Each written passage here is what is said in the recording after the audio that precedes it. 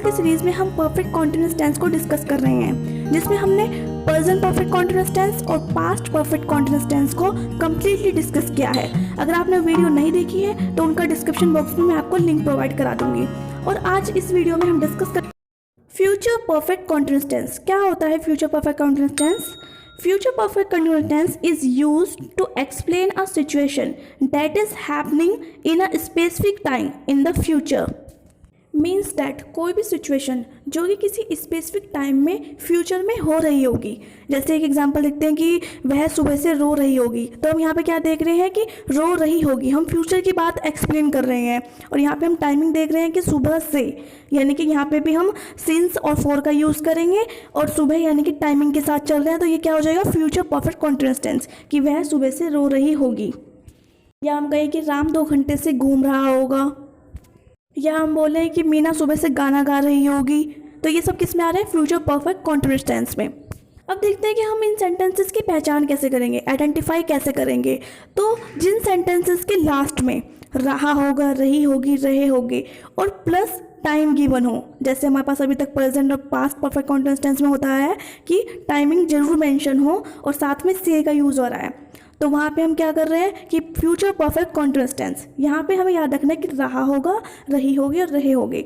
होगा का यूज़ हो रहा है क्योंकि फ्यूचर में है, तो हम फ्यूचर को एक्सप्रेस करने के लिए इस सेंटेंस का यूज़ करेंगे।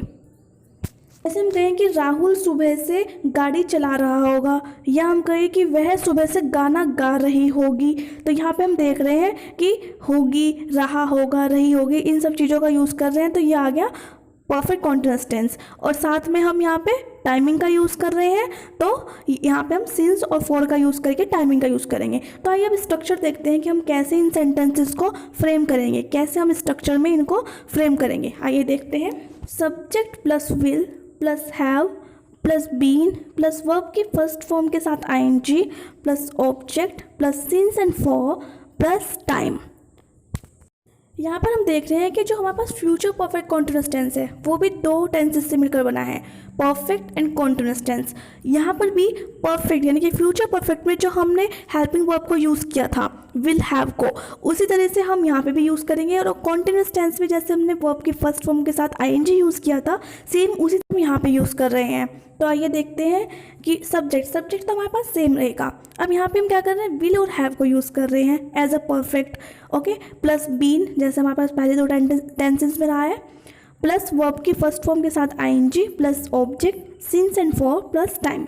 यहाँ पे सब कुछ सेम रहेगा, सिर्फ विल और बीन के बीच में हैव का यूज़ कर रहे हैं। हेल्पिंग वर्ब में हमें 3 चीज़ें याद रखना है कि विल, हैव, बीन, ये 3 वर्ड हमारे पास यूज़ होंगे फ्यूचर के लिए। अब हम देखते हैं कि सिंस एंड फॉर को यूज़ कर रहे हैं। सिंस और फॉर में हम देख रहे हैं कि सिंस हमारे पास एग्जैक्ट टाइम के लिए यूज़ होगा और फॉर हमारे पास पीरियड ऑफ टाइम के लिए। ये मैं अपनी पहली वीडियोज़ में आपको अच्छे से बता चुकी हूँ सिंस एंड फॉर का यूज़। आइए एग्जाम्पल के साथ चलते हैं। जैसे हम कहें कि बारिश 1 घंटे से हो रही होगी, तो क्या कहेंगे हम, it will have been raining for 1 hour. यहाँ पे हम देख रहे हैं कि हम विल हैव बीन का यूज़ कर रहे हैं एंड रेनिंग यानी कि रेन की फर्स्ट फॉर्म के साथ आईएनजी का यूज़ कर रहे हैं फॉर 1 आवर।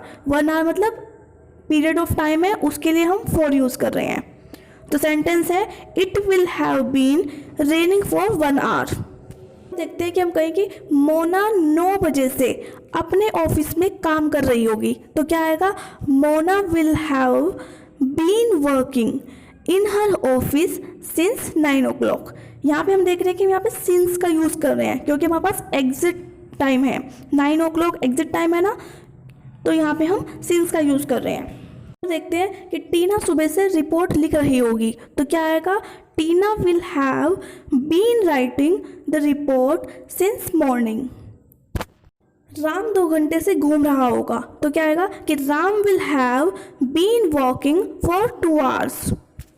यहाँ पे एक और बात हमें याद रखने वाली है कि फ्यूचर परफेक्ट कॉन्टिन्यूअस टेंस को हम तब यूज़ करते हैं जब कोई वर्क पास्ट में तो स्टार्ट हो चुका है, लेकिन उसके जो ख़त्म होने की या फिर उसके जो कंटिन्यू होने की टाइमिंग है या फिर डेट है वो हमारे पास कहीं फ्यूचर में है, किसी स्पेसिफिक टाइम पर वो ख़त्म हो रहा है। जैसे फॉर एग्जांपल कि next year I will have been teaching English for 5 years। तो यहाँ पे हम देख रहे हैं कि हम अपने पास्ट से जो हमने वर्क स्टार्ट कर दिया था, यानी कि पास्ट से जो वर्क स्टार्ट कर दिया था, टीचिंग करना स्टार्ट कर दिया था, उसको मैं बता रही हूँ और नेक्स्ट ईयर वो कंटिन्यू रहेगा। यानी कि अब प्रेजेंट में तो वो कंटिन्यू है ना, फ्यूचर में कभी जाके वो कंप्लीट हो जाएगा। देखिए जैसे मैंने टीचिंग करनी स्टार्ट कर दी थी 2016 में, नाउ यानी कि 2020 चल रहा है, तो मैं अब बता रही हूँ कि नेक्स्ट ईयर में मेरी टीचिंग को 5 साल कंप्लीट हो जाएंगे कि, यानी कि विल हैव बीन टीचिंग 2021 में। तो हम कह सकते हैं कि अपने एक्सपीरियंस को एक्सप्लेन करने के लिए हम फ्यूचर परफेक्ट कॉन्टिन्यूअस टेंस का यूज़ करते हैं, जो कि हमारे पास फ्यूचर में कभी कंप्लीट होना हो किसी स्पेसिफिक टाइमिंग पर। जैसे कि वह जनवरी से काम कर रही होगी, तो क्या आएगा, she will have been working since January. एक और देखते हैं कि रोहन 5 घंटे से जा रहा होगा, तो क्या आएगा कि Rohan will have been going for 5 hours now. तो ये थे अफर्मेटिव यानी कि पॉजिटिव सेंटेंसेस। अब देखते हैं कि नेगेटिव कैसे बनाएंगे। तो नेगेटिव के लिए स्ट्रक्चर होगा subject plus will plus not plus have been plus verb की फर्स्ट फॉर्म के साथ ING plus object plus since and for plus time. यहाँ पे हम देख रहे हैं कि विल और हैव के बीच में हम नॉट का यूज़ कर रहे हैं। एग्जाम्पल देखते हैं, जैसे हम कहें कि टीना सुबह से रिपोर्ट नहीं लिख रही होगी, तो क्या आएगा कि Tina will not have been writing the report since morning. यहाँ पे हमने देखा कि विल और हैव के बीच में हमने नॉट का यूज़ किया है।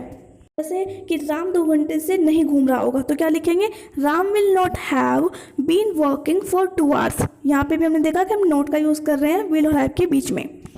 अब देखिए कि वह सुबह से नहीं रो रही होगी, तो क्या आएगा, she will not have been crying since morning. तो ये थी नेगेटिव सेंटेंसेस। अब देखते हैं इंटरोगेटिव कैसे बनाएंगे।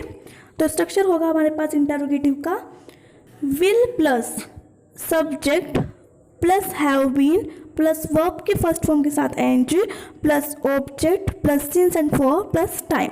यहाँ पे हम क्या देख रहे हैं कि सब्जेक्ट से पहले विल आ रहा है और हैव बीन सब्जेक्ट के बाद में, और लास्ट में क्वेश्चन मार्क। यहाँ पे एक बात याद रखने की है कि अगर हमारे पास क्वेश्चन वर्ड आते हैं तो उसमें क्या होगा कि ये विल से पहले लगाए जाएंगे क्वेश्चन वर्ड। क्वेश्चन वर्ड मतलब जैसे वाई, वाट, व्हेन, विच ये आते हैं, तो हम सेंटेंस में इसको विल से पहले यूज़ करेंगे और सब सेम रहेगा और लास्ट में क्वेश्चन मार्क। और ऐसे अगर हमारे पास नोट आ जाए तो नोट हम विल प्लस सब्जेक्ट के बाद नोट लगाएंगे, अगर नोट है हमारे सेंटेंस में तो। बाकी सब एज इट इज़ रहेगा। एग्जाम्पल के साथ चलते हैं। जैसे हम वही एग्जाम्पल लेते हैं कि क्या राम 2 घंटे से घूम रहा होगा, तो क्या बनेगी इसकी कि will Ram have been walking for 2 hours. यहाँ पे हम देख रहे हैं कि विल को हम सब्जेक्ट से पहले यानी कि राम से पहले यूज़ कर रहे हैं और लास्ट में हम क्वेश्चन मार्क लगा रहे हैं। इस सेंटेंस से हम क्वेश्चन वर्ड वाले सीखते हैं। जैसे हम कहें कि राम 2 घंटे से कहाँ घूम रहा होगा, तो क्या आएगा कि क्वेश्चन वर्ड सामने आ जाएगा कि where will Ram have been walking for 2 hours. हम यहाँ पे देख रहे हैं कि अगर क्वेश्चन वर्ड आ रहा है, वेयर आ रहा है, तो हमने उसको सब्जेक्ट विल से पहले, सब्जेक्ट और विल से पहले यूज़ किया है और बाकी सब सेम रहेगा, have been walking for 2 hours. यहीं पर अगर इसका नेगेटिव बनाएं तो बनेगा कि क्या राम 2 घंटे से नहीं घूम रहा होगा, तो हम क्या लिखेंगे कि will Ram not have been walking for 2 hours. यहाँ पे हम देख रहे हैं कि नोट आ रहा है तो हम उसको सब्जेक्ट के बाद ले रहे हैं। तो ये थे इंटरोगेटिव सेंटेंसेस। इसमें हमने देखा कि हम यहाँ पे विल का यानी कि हेल्पिंग वर्ब में विल का यूज़ कर रहे हैं सब्जेक्ट से पहले, और अगर क्वेश्चन वर्ड है तो वो विल से भी पहले यूज़ होगा क्वेश्चन वर्ड और लास्ट में हमारे पास क्वेश्चन मार्क आ जाएगा। तो फ्रेंड्स ये थे हमारे पास फ्यूचर परफेक्ट कॉन्टिन्यूअस टेंस के affirmative, negative and interrogative sentences. तो फ्रेंड्स ये टेंसेस की सीरीज़ का हमारे पास लास्ट टॉपिक था फ्यूचर परफेक्ट कॉन्टिन्यूअस टेंस। इस सीरीज़ में हमने 12 टेंसेस को पढ़ा है, जिसमें हमने indefinite, continuous, perfect and perfect continuous को कम्प्लीटली डिस्कस किया है। तो ये थे टेंसेस। अब नेक्स्ट वीडियो में हम नेक्स्ट सीरीज़ को स्टार्ट करने वाले हैं, जो होगी हमारे पास पार्ट्स ऑफ स्पीच। तो हमारे टॉपिक की नेक्स्ट सीरीज़ को आप देखना बिल्कुल ना भूलें। सब्सक्राइब करें, लाइक करें एंड शेयर करें। Thank you so much.